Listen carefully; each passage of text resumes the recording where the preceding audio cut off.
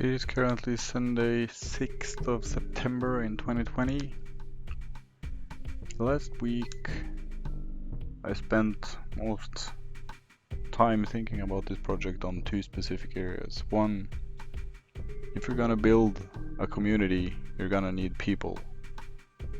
Where do you get the first users, and how do you quickly get up to critical mass? Because without people, your community will either be someone saying something and it just is sent out into the void. And why should people come back to that community if they don't get what they're actually going there for? So how do we find the first batch of users outside of our own network? Are there perhaps organizations that can use this community for their users to get help? Can they sort of be the first large beta batch of users? Of course, marketing will be huge in this. And how can we sort of LinkedIn gamed their growth of users by saying you have X amount of connections, and there was a competition to getting to the highest amount of users. I'm not sure if that's sort of the gaming part that I want. Because saying that you have a lot of connections is not really saying all that much, but perhaps being able to say I helped this amount of people. Now that's one, you can still game it as a user. Two, it's not really you who decide if you helped someone or not. The other person does. Meaning that if you say something to them, there has to be some level of quality in what you say. And I think the important part is how do we keep getting the people that keeps helping the other users back. Because getting people in is good. Getting people to ask questions in a community is good.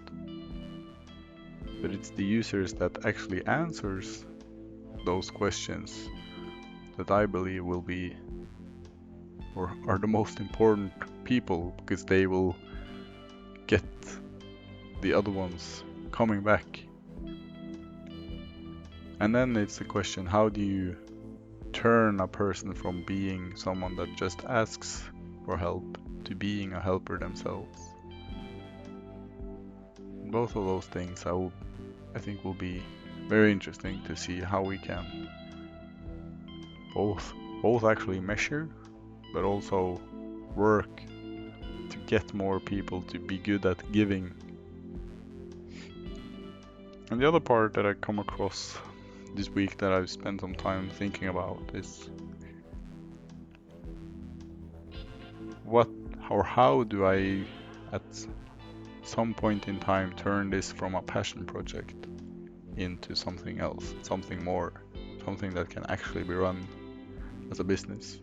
Because I've come across a lot of examples where a passion project has been started out, and then perhaps it actually starts scaling, it gets more and more attraction, and then after 1 year, 2 year, 3 year, it just stops. Because there was no way of early enough finding the business model and start generating revenue. So after some amount of time, the work was either it was not giving the person enough personally to keep pushing for it, or two, the organization or what had to be maintained in order to keep running it became too big with not enough money coming in, meaning it was draining the person both financially and in some examples mentally.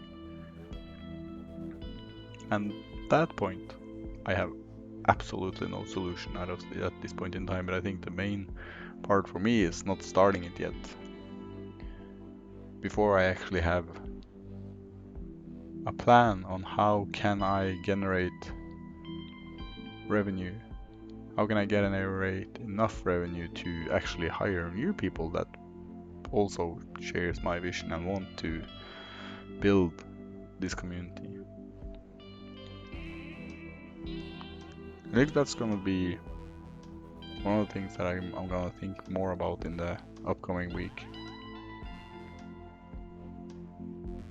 I mean, karma is good, but you actually need revenue, money, to get things to go around and keep every single person that we employ safe, that they will not suddenly lose their job, especially if something like Corona hits again. If we're gonna do this, we're gonna do it safe for the people that work with us, both like mentally safe, but also financially safe.